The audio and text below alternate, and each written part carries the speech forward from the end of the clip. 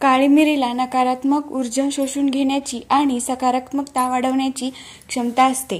त्यामुळे महादेवाला काळी मिरी अर्पण केल्याने घरातून किंवा व्यक्तीच्या आयुष्यातून नकारात्मक शक्ती दूर होते.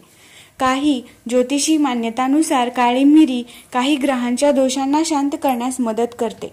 विशेषतः शनी आणि राहू यांच्या नकारात्मक प्रभावांपासून मुक्ती मिळवण्यासाठी काळी मिरी अर्पण करणे शुभ मानले जाते. महादेव हे सर्व ग्रहांना नियंत्रित करतात, त्यामुळे त्यांना काळी मिरी अर्पण केल्यास या दोषांपासून संरक्षण मिळते. काळी मिरी ही समृद्धी आणि भाग्याचं प्रतीक मानली जाते. महादेवाला ती अर्पण केल्याने घरात धनधान्य आणि सुख समृद्धी येते. औषधी गुणधर्म. आयुर्वेदामध्ये काळी मिरीला एक शक्तिशाली औषध मानलं जातं.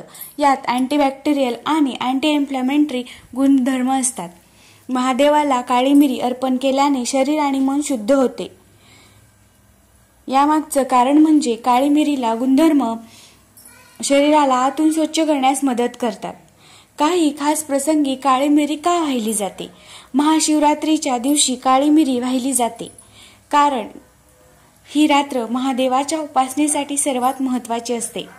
श्रावण सोमवार. सोमवार हा महादेवाचा वार मानला जातो. या दिवशी काळी मिरी अर्पण केल्यामुळे विशेष फलप्राप्ती होते. या सर्व कारणांमुळे काही लोक महादेवाला काळी मिरी अर्पण करतात.